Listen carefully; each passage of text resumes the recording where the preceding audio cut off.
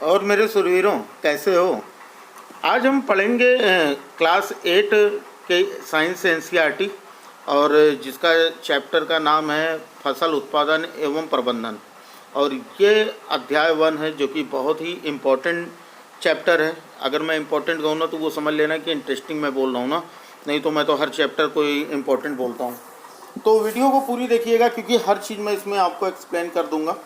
और साथ ही साथ अगर आप नवोदय विद्यालय के लिए तैयारी कर रहे हैं तो उसके लिए आपका जो चैनल है SC कॉन्सेप्ट, उसका लिंक डिस्क्रिप्शन में दिया है, वहाँ से जाइए। वहाँ पर बहुत सारी क्लासेस चल रही हैं।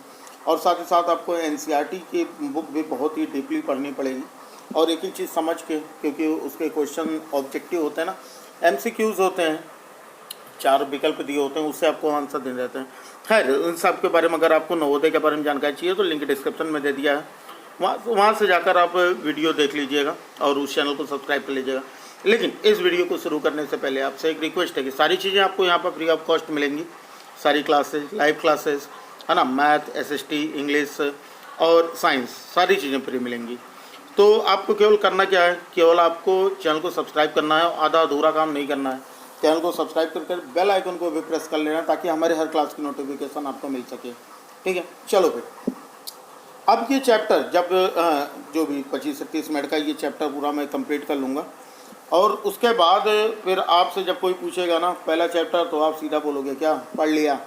चलो भाई देखते हैं। सबसे पहले तो हम ये देखते हैं कि जो बच्चे गांव के हैं, है ना, जो रूरल एरिया से हैं, उनको तो इन चीज़ों के बारे में काफ़ी जानकारी है, लेकिन उसके बारे में लिखना कैसे है ना, और या उनके बारे में हमें लोगों को बताना कैसे, ये सारी चीज़ों के लिए हमें बुक पढ़नी पड़ेगी अपने एकेडमिक क्लासेस के लिए। साथ ही साथ जो बच्चे शहर के हैं उनको भी जानना ज़रूरी है। भाई हम खाना खाते हैं, ये खाना आता कहाँ से है, ये भी तो जानना ज़रूरी है।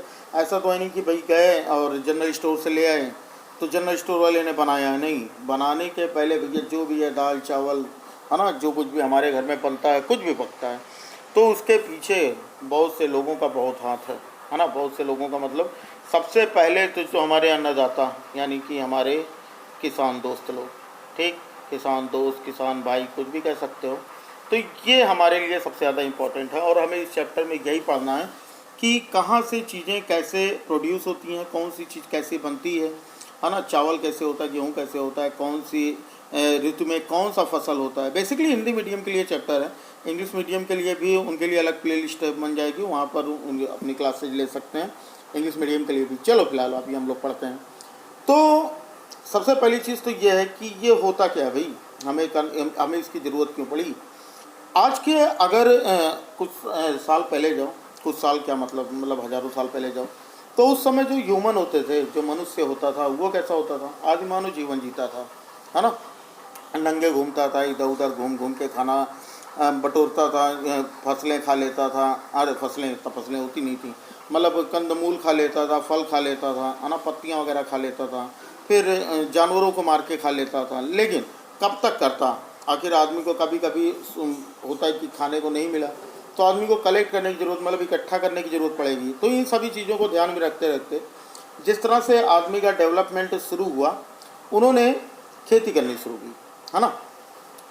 तो यहाँ पर सबसे पहली चीज़ ये आती है कि बहुत सारी चीज़ें आपको इस चैप्टर में लिखी हुई मिलेंगी, लेकिन हमको सारी चीज़ें नहीं पढ़नी। जैसे अब यहाँ पर मेन चीज़ तो ये है कि जो सबको भोजन की, जितने भी सजीव जीव हैं, सबको भोजन की ज़रूरत पड़ती है, पड़ती नहीं पड़ती।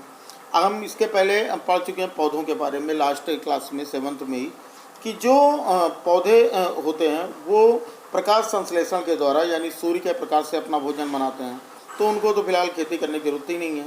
लेकिन हम लोगों में क्लोरोफिल यानी क्लोरोप्लास्ट नहीं पाया जाता, हम लोग प्रकाश संश्लेषण नहीं कर सकते, तो हम क्या करते हैं, इन्हीं पौधों से या जीवों से अपना भोजन लेते हैं। ठीक है, तो हम सारी चीज़ें पढ़ते हैं कि क्या क्या चीज़ें होती हैं। तो हमें भोजन की ज़रूरत ही क्यों पड़ी, सबसे पहली दूसरी चीज़ आती है कि हमें भोजन की ज़रूरत क्यों। भाई भोजन, कुछ लोग खाते, देखो 2 तरह के लोग होते हैं दुनिया में। एक तो वो होते हैं जो जीते हैं खाने के लिए, है ना, और दूसरे वो होते हैं जो खाते हैं जीने के लिए। तो भाई हम लोग तो उस कैटेगरी के हैं जो खाते हैं जीने के लिए, है ना, कि उतना ही खाओ जितने की हमारी बॉडी को एनर्जी मिल जाए, हम काम वगैरह कर सकें। तो इस तरह की चीज़ें के लिए हमें अपने शरीर के ऊर्जा के लिए, अपने शरीर में ताकत के लिए हमें भोजन की ज़रूरत पड़ती है। ठीक। और अपना देश भैया एक बहुत बड़ी जनसंख्या है ना, 131 करोड़, इतनी बड़ी जनसंख्या है। तो इतनी बड़ी जनसंख्या को सीधा भोजन उगा के और खाना तो संभव नहीं है, क्योंकि एक मौसम में मतलब एक ही तरह के फसल हो सकते हैं। मतलब कुछ फसल हैं जो ठंडियों में होते हैं, कुछ फसल हैं जो केवल गर्मियों में होती हैं। तो इसके लिए हमें ज़रूरत पड़ी नियमित उत्पादन की, प्रबंधन की और वितरण की, इसकी ज़रूरत। तो इस चैप्टर में यही सारी चीज़ें हम लोग पढ़ेंगे ना। जो भी मैंने बात की थी ना, वो 10,000 साल पहले की बात की थी कि 10,000 साल पहले क्या होता था कि लोग वैसे ही नंगे घूमते थे और जो कुछ भी खाना मिलता था, पेड़ पौधे वगैरह जानवर मार के खा लेते थे। तो बात आती है कि फसल किसे कहते हैं। अब बात तो समझ में आ गई होगी कि फसल जो होती है बच्चा, वो क्या होती है कि एक ही जगह पर, है ना, एक निश्चित क्षेत्र के अंदर एक ही तरह के पौधे, एक निश्चित क्षेत्र के अंदर एक ही तरह के पौधे जो उगाए जाते हैं, उन्हें हम क्या बोलते हैं? फसल बोलते हैं। ठीक है। फसल यानी एक निश्चित क्षेत्र में, निश्चित क्षेत्र का मतलब क्या है कि कोई बड़ा सा क्षेत्र हो और उसमें एक ही तरह के पौधे उगाए हो। ऐसा ना हो कि उसमें 4-5 तरह की एक ही खेत में उगा लिए हो, नहीं। एक ही मतलब कोई भी क्षेत्र है, कोई भी बड़ा सा क्षेत्र है, उसमें एक ही तरह, जैसे गेहूँ है ना, तो गेहूँ जैसे इतना बड़ा गया और सब में पूरे में गेहूँ लगा है, पूरे में गेहूँ लगा है ना। गेहूँ के लिए थोड़ा सा ग्रीन कर लेते हैं। अब पूरे में यहाँ पर ये सब गेहूँ लगा हुआ है, तो इसका मतलब गेहूँ ये क्या कहलाएगा? ये कहलाएगा भैया गेहूँ की फसल। बताओ, बात आई समझ में? गेहूँ की फसल समझ में आ गई, है ना। तो ये सारी चीज़ें क्या होती हैं, इसी तरह से और भी चीज़ें होती हैं, जैसे कई सारी फसलें होती हैं, अन्न है ना, अन्न है, सब्जियां हैं, फल हैं। और ये क्या होते हैं कि इन्हें जिस मौसम में बोया जाता है, मतलब अभी मैंने बात किया था ना कि अलग अलग मौसम में, क्योंकि होता है कि भारत बहुत बड़ा देश है और यहाँ पर अलग अलग क्षेत्रों का तापमान अलग है, आर्द्रता अलग है, वर्षा की स्थिति अलग है, कहीं पर ज़्यादा बारिश होती है, कहीं पर कम बारिश होती है ना। तो इस हिसाब से अलग अलग क्षेत्रों के हिसाब से या अलग अलग मौसम के हिसाब से भारत में जो फसलें हैं मुख्यतः दो रूप से, दो वर्गों में बांटी गई। पहला तो होता है खरीफ फसल और दूसरा होता है रबी फसल, है ना। बहुत ही इंपॉर्टेंट है, याद रखिएगा। खरीफ की फसल क्या होती है कि खरीफ की फसल वो फसलें होती हैं जिन्हें हम वर्षा ऋतु में बोते हैं। जो बारिश के मौसम में जो फसलें होती हैं उन्हें कही जाती हैं खरीफ। तो याद रखना, खरीफ बारिश, है ना, री उसमें भी और री इसमें भी, तो याद रखना खरीफ बारिश। ठीक। तो जो खरीफ क्या है, बारिश के ऋतु में जो फसलें बोई जाती हैं उन्हें हम क्या बोलते हैं? खरीफ। और ये क्या होता है, ये जून से सितंबर तक होती हैं। क्या होती हैं? मतलब जून में इनकी बुआई होती है और सितंबर तक ये फसलें कट पिट के बराबर हो जाती हैं। ठीक। तो इस तरह की जो फसलें होती हैं उन्हें हम खरीफ फसल कहते हैं। जैसे इनमें क्या क्या आती हैं? धान है, मक्का है, सोयाबीन है, मूंगफली है, कपास है। तो ये सारी चीज़ें। अभी ये कहोगे मूंगफली तो ठंडियों में मिलती है। हाँ, ठंडियों में मिलती है भाई। क्यों मिलती है ठंडियों में? क्योंकि सितंबर में इसकी फसल कट के मतलब तैयार हो जाती है। तो ये अक्टूबर यानी मान के चलो नवरात्र से, दुर्गा पूजा से, अगर दुर्गा पूजा होता है आपके यहाँ, दिवाली वगैरह, तो ये यहाँ पर आपको मूंगफली मिलना शुरू हो जाती है। ठीक है। तो याद रखिएगा मूंगफली कैसी फसल? खरीफ की, क्योंकि ये बारिश में होती है। तो कुछ चीज़ें याद रखनी है कि खरीफ जो होती हैं ये बारिश में होती हैं, बुआई इनकी जून में होती है, कटाई इनकी सितंबर तक हो जाती है। ठीक है। और इनमें क्या होता है? धान, मक्का, सोयाबीन, ये सारी चीज़ें। तो इस बात यहाँ से क्लियर हो जाती है कि ये जो फसलें हैं इनके लिए बारिश मतलब ज़्यादा पानी की ज़रूरत होती है ना। अगर ये पूछ ले कोई कि ये धान, मक्का, सोयाबीन, मूंगफली ये ठंडियों में क्यों नहीं होता भाई, तो ठंडियों में इसलिए नहीं होता क्योंकि इनको ज़्यादा पानी की ज़रूरत होती है। और ज़्यादा पानी कब होता है? बरसात के मौसम में। सिंपल सी चीज़ है, समझ में आ गई ना बात? चलो आगे चीज़ देखते हैं, रबी की फसल। रबी जो होती है ये ठंडियों में होती है। ये फसल जो फसल ठंडियों में बोई जाती हैं उन्हें हम बोलते हैं रबी फसल। जैसे अब ये अक्टूबर में इनकी बुआई होती है और ये मार्च तक कट जाती हैं। ठीक। तो ये जो फसलें होती हैं ये फसलें रबी कहलाती हैं। जैसे इनमें गेहूँ है, चना है, मटर है, सरसों, अलसी, ये सभी क्या है? रबी के फसल हैं। ठीक। और इसके अलावा कई स्थानों पर दालें और सब्जियां गर्मियों में उगाई जाती हैं। दालें और सब्जियां जो होती हैं ये ज़्यादातर कब होती हैं? गर्मियों में होती हैं। ठीक है। अब चलो, अब हम आते हैं भैया अपने पॉइंट पे। क्या पॉइंट हमारा? कि जो भी फसलें होती हैं इनमें फसल पद्धति क्या है ना। फसल पद्धति का मतलब वही सेम चीज़ कि यहाँ पर देखो एक क्वेश्चन भी दिया गया था कि धान को शीत ऋतु में क्यों नहीं उगाया जा सकता, तो अब तो बात समझ में आ गई होगी। क्योंकि यहाँ पर इस तरह के मौसम में पानी की बहुत ज़्यादा ज़रूरत होती है, इसलिए नहीं उगा सकते। ठीक, अब देखो, कृषि करने के पहले कृषि पद्धति में हमें क्या पढ़ना है कि जो भी अगर हम अपने घर में भी खेती वगैरह करते हैं, है ना, अपने घर में जो थोड़ी सी बागवानी वगैरह करते हैं, जिन लोगों ने फूल पत्ती लगाई हुई है, शौकिया लोग, तो वो लोग भी काफ़ी देखभाल करते हैं। ठीक, तो ऐसे ही कुछ ज़्यादा ही देखभाल करनी पड़ती है हमें फसलों के लिए। तो इस तरह के 7 प्रोसेस हैं फसलों को। सबसे पहला होता है मिट्टी तैयार करना, फिर दूसरा होता है बुआई करना, तीसरा होता है खाद एवं उर्वरक देना, फिर सिंचाई करते हैं, फिर उनकी खरपतवार से सुरक्षा करते हैं, जानवरों से सुरक्षा करते हैं, फिर कटाई करते हैं और उसके बाद फिर उनका भंडारण करते हैं, मतलब उनको फिर हम रख लेते हैं। जैसे अब यहाँ बात आती है कि मिट्टी तैयार करना क्या होता है। भाई देखो, मिट्टी जो होती है, जैसे खेत है, अगर हमारी फसल उगाने के पहले सबसे पहला काम मिट्टी की, अगर खेत है तो वो बराबर रहेगी या वो बहुत ही सख्त हो जाएगी, तो वहाँ पर काम क्या होता है कि मिट्टी को पलटने या पोला बनाने के लिए, है ना, पोला मतलब मिट्टी को ढीला करना, मिट्टी की जो नीचे वाली मिट्टी है उसको ऊपर कर देते हैं और जो मिट्टी होती है वो ढीली हो जाती है। इससे क्या होता है कि इससे जो जड़ें होती हैं फसलों की, वो ज़मीन की अधिक गहराई तक जा सकती हैं। और दूसरी चीज़, अगर मिट्टी पोली रहेंगी, है ना, या तो उनमें क्या होगा, जो उनके उर्वरक तत्व होंगे जो नीचे दबे हुए होंगे, ह्यूमस, वो ऊपर आ जाएंगे। ठीक, दूसरी चीज़ और क्या होता है कि जो पौधे, जब मिट्टी ढीली रहेगी तो उससे जो पौधे की जड़ें होंगी वो सांसें भी आसानी से ले सकेंगे, तो जाहिर सी बात है कि उनको पौष्टिक तत्व ज़्यादा मिलेगा। और पोली मिट्टी में जो रहने वाले केंचुए होते हैं, है ना, और जो सूक्ष्म जीव होते हैं, उनकी वृद्धि होती है। ये क्या करते हैं, जो केंचुए होते हैं ये किसान मित्र कहलाते हैं, है ना। अगर ये पेपर में आता है किसान मित्र किससे कहते हैं, तो वो केंचुआ है, वो क्या करता है कि देखे होंगे केंचुए जो होते हैं ज़मीन में छेद करते रहते हैं, तो जब छेद करते हैं तो काफ़ी अंदर तक चले जाते हैं और पानी जो है वो भी काफ़ी, ये पौधों को नुकसान नहीं पहुंचाते बल्कि इनसे पौधों को फ़ायदा है। ठीक है, तो मिट्टी को पलट कर जो पोला करते हैं और क्या करते हैं, ये ह्यूमस बनाते हैं। ह्यूमस का मतलब क्या है कि उनको और ज़्यादा मतलब पौष्टिक बनाते हैं और ज़्यादा उनको उर्वरक बनाते हैं। ठीक ना, तो सीधी चीज़ है। तो मिट्टी को पलटना और या पोला करना की ज़रूरत है। तो अभी हम लोगों ने समझ लिया कि भैया क्या क्या चीज़ें हैं कि जो खनिज तत्व होते हैं वो क्या होते हैं, नीचे से ऊपर आ जाते हैं। साथ ही साथ क्या करते हैं कि इसमें जो ढीली होने की वजह से इसके अंदर पानी ज़्यादा अंदर तक जाता है, जड़ें भी अंदर तक जाती हैं, जड़ों को ऑक्सीजन पर्याप्त मात्रा में मिलता है। तो ये सारी चीज़ें होती हैं कि इसलिए मिट्टी को पोला करना ज़रूरी है। ठीक है, अब यह बात आती है कि कुछ परत जो होती है, जैसे जो ये आपके पौधे होते हैं, पिछली कक्षाओं में मतलब 7th में पढ़े हुए हैं कि मिट्टी में खनिज, जल, वायु और कुछ सजीव जीव होते हैं और इनके अतिरिक्त मृत पौधे और जंतु भी मिट्टी में पाए जाते हैं। तो ये जो मिट्टी में पाए जाते हैं, जब ये अपघटित होते हैं तो इस मृत जीव में पाए जाने वाले जो पोषक होते हैं वो मिट्टी में निकल जाते हैं, है ना। और वो जो पोषक होते हैं वो पौधे क्या कर लेते हैं, अवशोषित कर लेते हैं।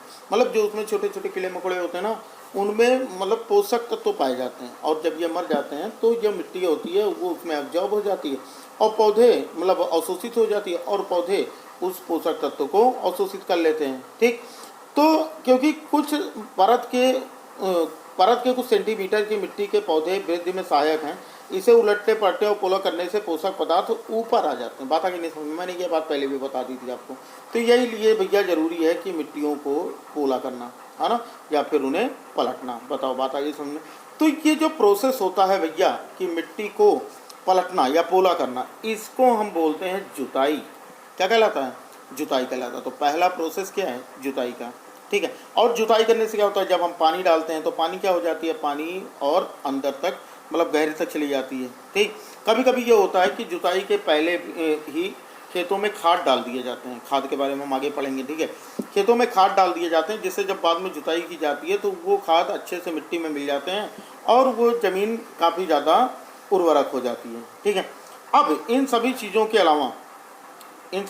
अलावा सबसे ज़्यादा तो ये है, इसके बाद अगली चीज़ आती है कि इन सभी चीज़ों को करने के लिए हमें कुछ स्पेशल औजारों की ज़रूरत पड़ती है। किसी औजारों की, जो बच्चे गांव के होंगे उन्होंने देखा भी होगा और जो शहर के हैं वो अभी देख लेंगे।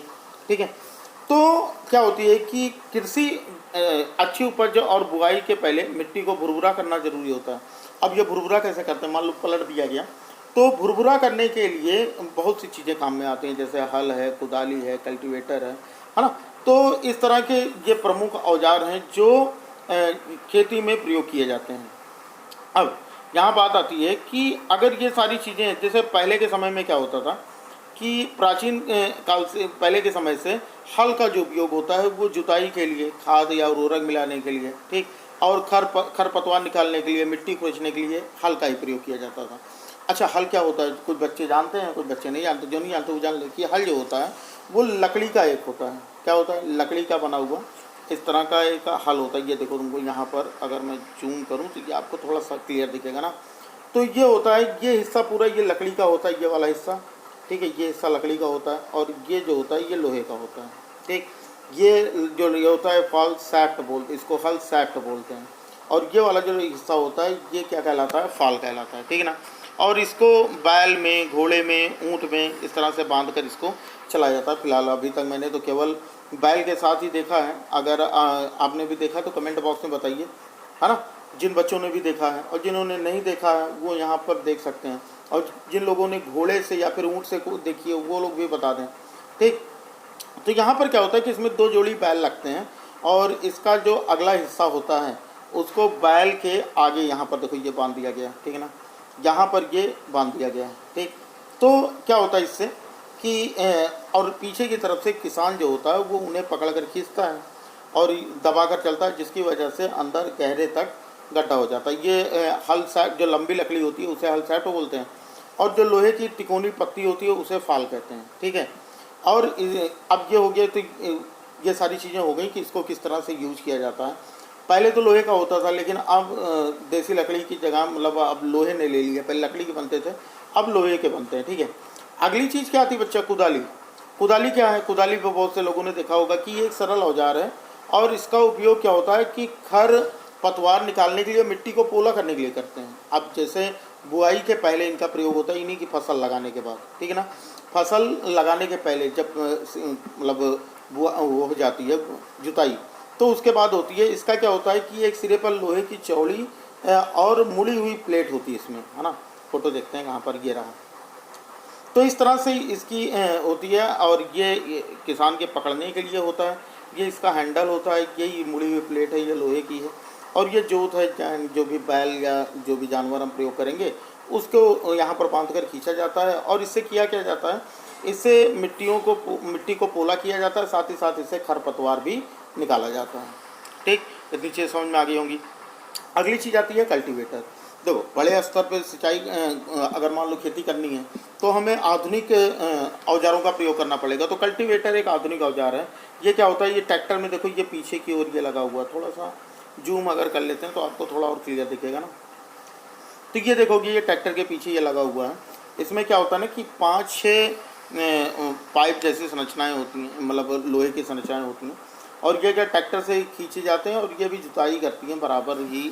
सभी जुताई ट्रैक्टर से होती है, तो इसमें समय भी कम लगता है और श्रम भी कम लगता है, यानी मेहनत भी कम लगती है। तो ये काफ़ी ज़्यादा लोग यूज करते हैं, ठीक है। चलो, इन सब के बाद अगली चीज़ आती है बुआई।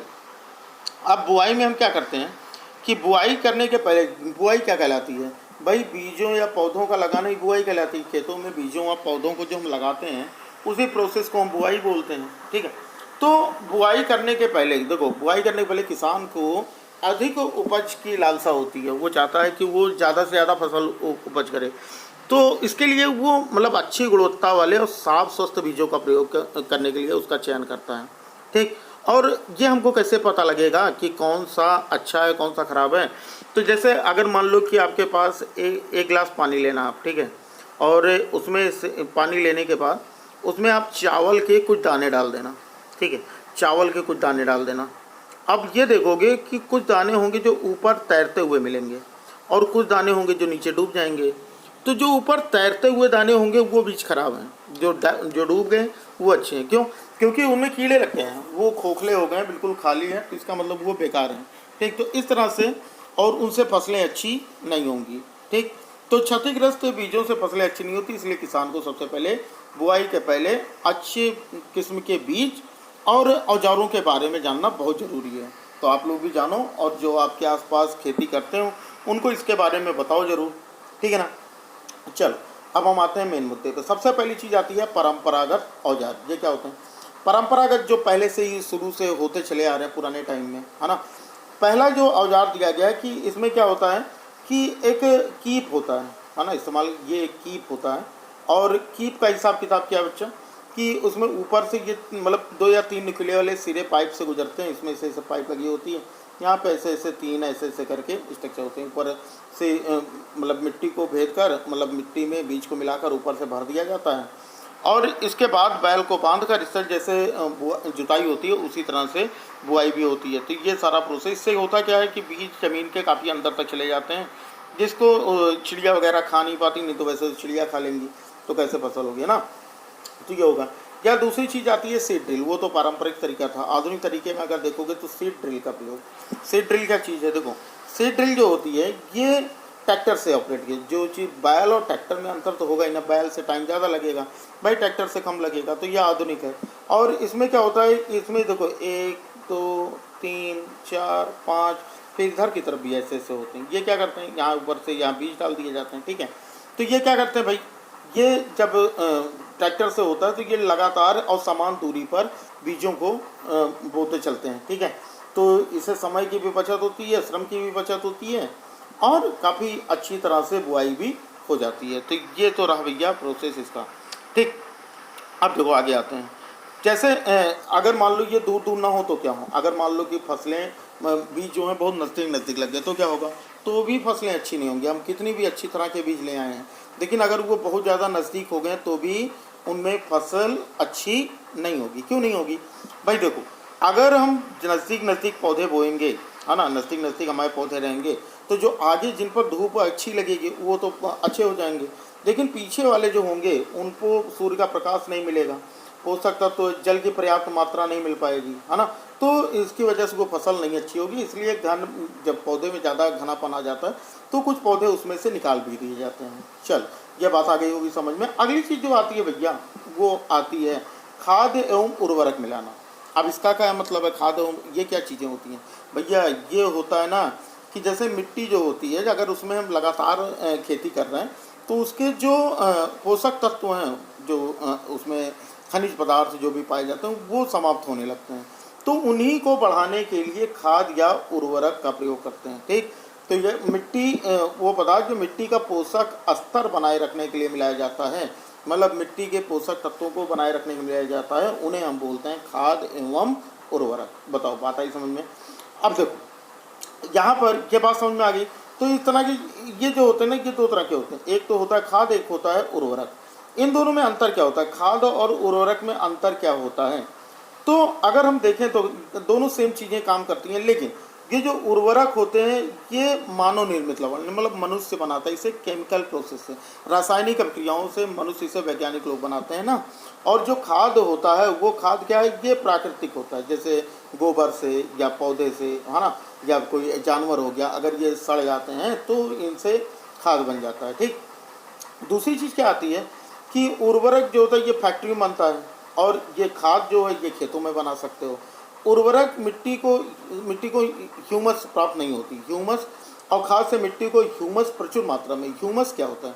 ह्यूमस का मतलब यही होता है जो जानवरों के या पेड़ पौधों से, मतलब जो चीज़ें सड़ के काली हो जाती हैं और वो मिट्टी में मिलकर उनको उपजाऊ बनाती हैं, तो उन्हें हम ह्यूमस बोलते हैं, ठीक है। तो ह्यूमस के बारे में ज़्यादा नहीं सोचो, तो ये समझ लो कि ये जो है वो ह्यूमस नहीं होती, मिट्टी को ह्यूमस प्राप्त नहीं होती।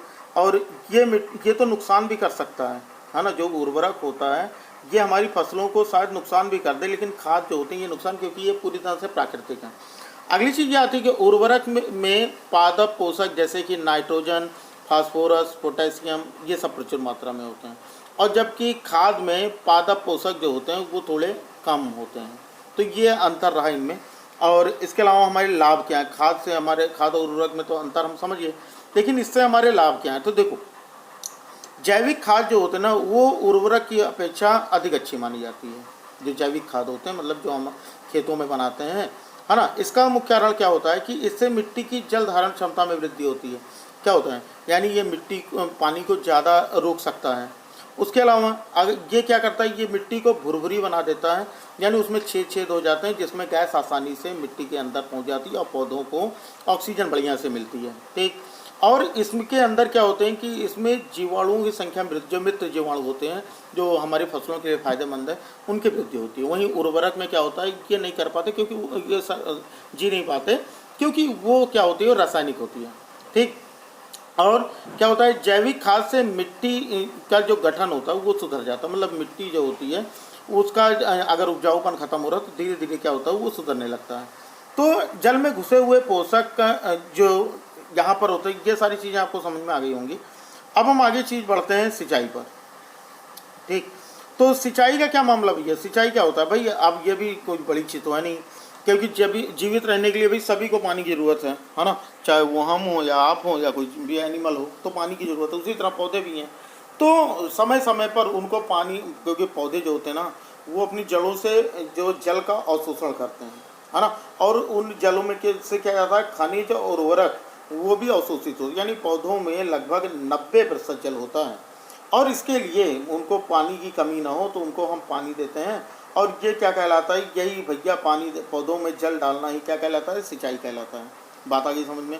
ये क्या करता है, ये मिट्टी को नम रखता है जिससे कि मिट्टी में ऑक्सीजन भी आसानी से, और वो जो हमारे मित्र हैं, कौन से मित्र, किसान मित्र जीव हैं, वो भी आसानी से अंदर जा सकते हैं। ठीक। तो बात आई समझ में, कुछ ज़्यादा इसमें समझना नहीं है कि पौधों को जल देना ही क्या कहलाता है, सिंचाई कहलाता है। इंपॉर्टेंट क्या है कि सिंचाई के स्रोत क्या क्या हैं। तो देखो भाई, सिंचाई के जो स्रोत हैं उनमें कुआं है। कुआं बहुत से लोगों ने देखा होगा, बहुत से लोगों ने अपनी कुआं भी नहीं देखा होगा, है ना। जलकूप है और तालाब और झील है, नदियां हैं, बांध हैं और नहर है। ये सभी क्या हैं, ये सभी जल के स्रोत हैं। ठीक। तो इन सभी से खेती। अब देखो पारंपरिक तरीके क्या हैं। अगर पारंपरिक तरीकों की बात करो तो कुएं, झीलें और नहर, ये इनमें जो भी जल होता है उन्हें निकालकर खेतों में पहुंचा दिया जाता है। उसके तरीके अलग अलग हैं। क्या तरीके हैं, देखो एक तो इसमें जानवरों से या मजदूर लगाकर इस्तेमाल किया जाता है। भैया पानी निकाल के खेतों में डालो, है ना, ये पारंपरिक तरीका, वैसे अब दिखाई नहीं देता। इनमें एक होता है मोट। देखो मोट इस तरह से कुएं से पानी निकाल के उसको एक किसान डाला करता है, ये मोट या घिरनी, या देखो घिरनी लगी हुई है ना, तो इसी पर ये पानी बाल्टी से डालते हैं या जो भी थैला वगैरह जो भी डालते हैं उससे पानी बाहर आता है, उसके बाद उसको अपने खेतों में डालते हैं। दूसरा आता है चेन पंप, फिर ढेकली और फिर रैट, इस तरह की चीज़ें यूज होती हैं। देखो जैसे यहाँ पर चेन पंप, तो यहाँ पर ये चेन लगी होती है, क्या करता है पानी को ऐसे ऐसे निकाल के बाहर किया करता है, इसमें मोटर वगैरह लगा होता है। ढेकली क्या होती है, ढेकली है देखो ये मोटर, यहाँ पर भारी चीज़ डाल दी जाती है, आकर ऐसे उठाते हैं, उसमें पानी उठाते हैं तो बाल्टी नीचे चली जाती है, फिर जब छोड़ते हैं तो ये नीचे आ जाती है और पानी ऊपर आ जाता है, फिर किसान उसको अपने खेतों में डाल देता है। तो ये कहलाता है भैया ढेकली। ठीक। उसके बाद ये जो हमारा यूज हुआ जल को ज़्यादा पानी को खींचने के लिए, जैसे कहीं तालाब वगैरह है या कहीं नहर वगैरह पानी बह रहा है, तो यहाँ पर ये बाल्टी देखो इसमें गिरनी बंधी हुई है और एक जानवर बैल बांध दिया जाता है। ये ऐसे ऐसे घुमाता रहेगा, ऐसे ऐसे ये घूमता रहेगा, तो ये भी ऐसे ऐसे घूमती रहेगी ऐसे ऐसे, और नीचे वाला जो पानी होगा उसको ये घुमा कर इधर की तरफ के पाइप से इधर की तरफ भेजता रहेगा। ठीक। तो यानी कहने का मतलब क्या है कि यहाँ से इसको घुमाने के लिए यहाँ पर गिर्री वगैरह लगाई गई है जिससे ये घूमता रहता है और पानी चलता है। इसके लिए बायोगैस, विद्युत और सौर ऊर्जा का भी प्रयोग किया जाता है। ठीक है।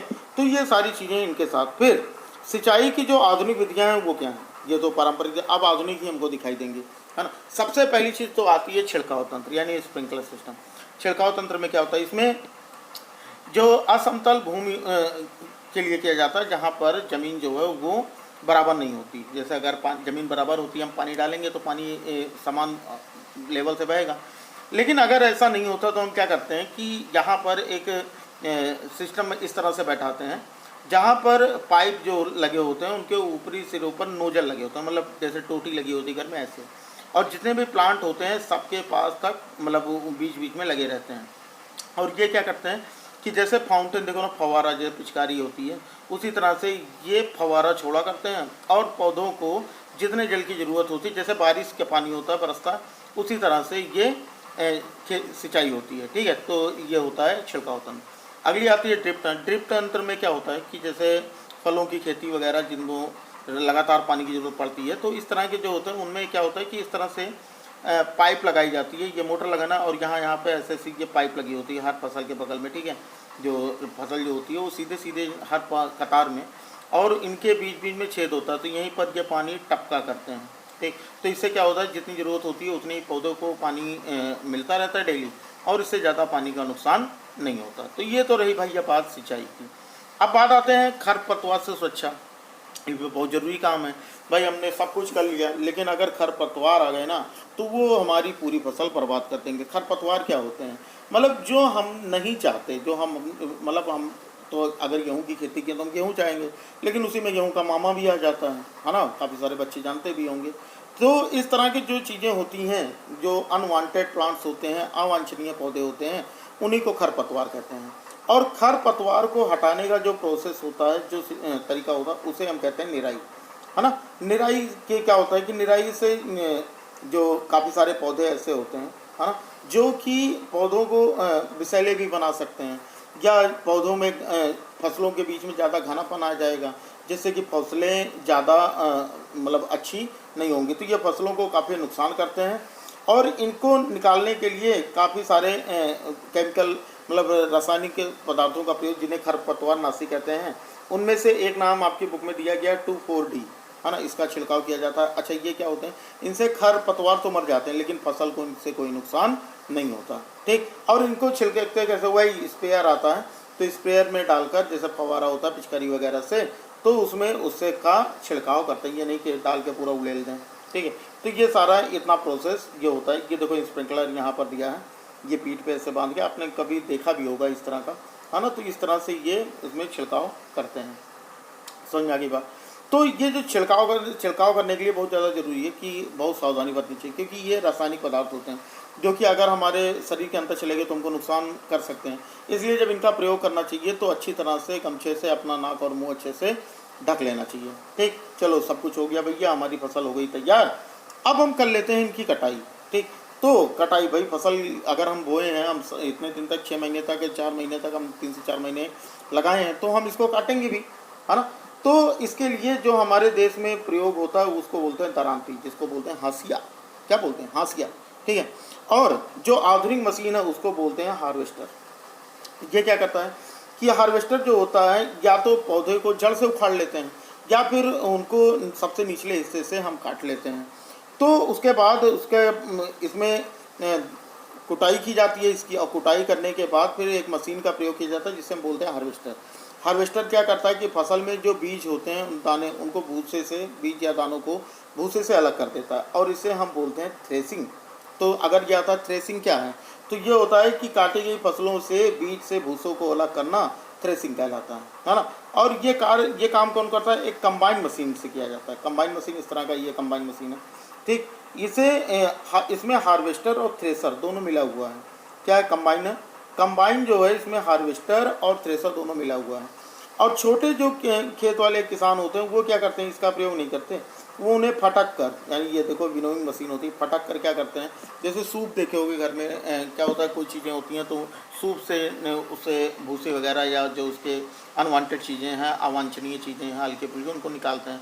तो ये क्या करते हैं कि विनोइंग का मतलब होता है कि बुन के अलग करना ना। तो इनसे हम इन चीज़ों को अलग करते हैं।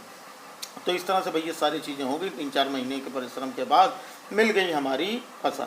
और जब ये फसल कंप्लीट होती है ना, वर्षा ऋतु के कुछ खास त्यौहार भी मनाए जाते हैं, जैसे कि पोंगल है, बैसाखी है, होली है, दिवाली है ना, नवाब्या और बिहू जैसे ये सारे। तो एक फसल के कटने के बाद ही अक्सर ये लोग कहते हैं कि त्यौहार क्यों आते हैं भाई, त्यौहार क्यों आते हैं। त्यौहार इसीलिए आते हैं ताकि हम क्या कर सकें, जो हमारी फसलें कटी हैं उसकी हम अगर उसके लिए खुशियाँ मना सकें, ठीक है। चलो, फिर कट पिट गया भैया, अब हम इसको सड़ने के लिए छोड़ नहीं सकते भाई, कहीं ना कहीं हमको इसके रखना है बचा के। तो उसे हम जो बचा के रखते हैं उसे हम बोलते हैं भंडारण। क्यों होता है, क्योंकि अगर मान लो कि कुछ ऐसा होता है कि अगर फसलें पूरी तरह से पकी नहीं हैं तो उनमें सड़न आ सकती है, फफूंदी लग सकती है ना, नमी की वजह से, या फिर उसमें कीड़े लग सकते हैं, चूहे उनको ख़राब कर सकते हैं। तो बहुत सारे ऐसे प्रोसेस हैं। तो इसलिए उनको रखने के पहले उन्हें अच्छे से सुखा लेना चाहिए, ताकि उनकी नमी जो होती है वो ज़्यादा से ज़्यादा, धूप में उन्हें सुखा लो ताकि नमी उनकी ज़्यादा से ज़्यादा कम हो सके, ठीक है। और अब ये भी देखें, आपने भी घर में देखे होंगे कि ड्रम वगैरह, लोहे के ड्रम वगैरह का प्रयोग किया जाता है, और उसमें लाकर मम्मी कुछ दवाएं वगैरह रखती हैं, या फिर गांव में नीम के पत्ते रख दिए जाते हैं जिससे उनमें कीड़े ना लगें। तो इस तरह से इनके भंडारण किए जाते हैं, जूट के बोरों में, है ना, धातु के बड़े बड़े बर्तनों में। तो ये सारी चीज़ें, और लेकिन जो बड़े जगहों जैसे ज़्यादा रखना होता है तो उसके लिए साइलो का प्रयोग होता है ना, जिसे साइलो और भंडार गृह का, ठीक। और ये क्या होते हैं, इस तरह के होते हैं अनाज भंडारण है, तो ये साइलो हैं। तो यहाँ पर ये चीज़ रखी जाती है, यहाँ पर इनका देख रेख अच्छे से किया जाता है, यहाँ पर ये फसलें ख़राब नहीं होती, सड़ती नहीं, चूहे वगैरह भी बचा के रखे जाते हैं। और ये होता है कि भंडारण में बोरे में भर भर के इस तरह से चीज़ों को रखा जाता है, ठीक है। और ये होता है, और उसके बाद जैसे जैसे धीरे धीरे ज़रूरत पड़ती है इसमें से निकाल निकाल के आदमी यूज करता है, उनका प्रयोग करता है, या फिर उन्हें ले जाकर धीरे धीरे मार्केट में बेचता है। इसीलिए देखो चावल 12 महीने चाहे जब खरीदो साल भर में, है ना, चावल गेहूँ दाल कुछ भी सारी चीज़ें मिल जाती है, क्योंकि ये इसी तरह रखे जाते हैं, ठीक। तो ये सारी चीज़ें हो गई भैया। फिर उसके बाद ये तो हमारी हो गई। अगली चीज़ क्या आती है, अगली चीज़ हमारी आती है कि जंतुओं से भोजन। हम क्या लेते हैं, ये सारी चीज़ करने के बाद भैया नॉनवेज खाते हो कि नहीं खाते हो? जो खाते हैं वो भी कमेंट बॉक्स में बता दें, बिल्कुल शर्माने की बात नहीं, क्योंकि साइंस में हमें पढ़ाया गया है कि नॉनवेज खाओ, ठीक है ना। तो यहाँ पर हमें जंतुओं से भोजन मिलते हैं, काफ़ी चीज़ें नॉनवेज होती हैं, कुछ वेजिटेरियन भी होते हैं। जैसे हम दूध पीते हैं तो दूध तो हमारा वेज में आता ना। तो एनिमल से कौन कौन से ऐसे खाने हैं जो हमें मिलते हैं, ये सभी लोग बताइएगा कमेंट बॉक्स में। इसके अलावा जो लोग नॉनवेज खाने के शौकीन हैं वो लोग बढ़िया से भैया मछली खाते हैं, मुर्गा खाते हैं, मीट खाते हैं, है ना। तो ये सारी चीज़ें हमें क्या होती हैं, जानवरों से मिलती हैं। इसीलिए भैया जानवरों को भी उचित देख रेख करनी चाहिए, क्योंकि जानवर भी हमारे बहुत काम के होते हैं, ठीक है। तो ये सारी चीज़ें, ये आपका चैप्टर रहा। मछली के बारे में आ गया कि मछली जो है वो स्वास्थ्य के लिए एक अच्छा आहार है, क्योंकि इसमें कॉड लिवर तेल मिलता है। क्या मिलता है? Cod liver. और ये किसमें बहुत फायदा है? Vitamin D. तो विटामिन डी का अच्छा स्रोत क्या है? मछली का तेल, यानी मछली हम कह सकते हैं, डायरेक्टली हम मछली कह सकते हैं। बताओ, बात आ गई समझ में? तो ये हमारा चैप्टर हुआ कंप्लीट। काफ़ी इंटरेस्टिंग चैप्टर था, उम्मीद करता हूँ आपको सारी चीज़ समझ में आ गई होंगी। और इसकी एक्सरसाइज हम नेक्स्ट क्लास में करेंगे, तो इसलिए चैनल को सब्सक्राइब कर बेल आइकन को प्रेस कर लो। पूरी एक्सरसाइज मैं आपको कराऊंगा और डीपली समझा कर कराऊंगा, जिस तरह से हम लोगों ने ये चैप्टर पढ़ा, है ना। तो बच्चा लोग, वीडियो तो आपको अच्छी लगी होगी, वीडियो तक आपने लाइक भी कर दिया होगा, अपने फ्रेंड में शेयर कर दो। और अगर अभी तक आपने चैनल को सब्सक्राइब नहीं किया तो चैनल को सब्सक्राइब कर बेल आइकन को जरूर प्रेस कर लो, ताकि हमारे हर क्लास की नोटिफिकेशन आपको मिलती रहे, ठीक है। और ये भी बता दो कि अगला किस सब्जेक्ट का कौन सा चैप्टर पढ़ना चाहते हो, कमेंट बॉक्स में ये भी जरूर बताना, ठीक। चलो भाई, मज़ा आ गया आज तो पढ़ा के। अब फिर मिलते हैं अगली क्लास में नए चैप्टर के साथ। तब तक बच्चा लोग पढ़ते रहो। जय हिंद, वंदे मातरम।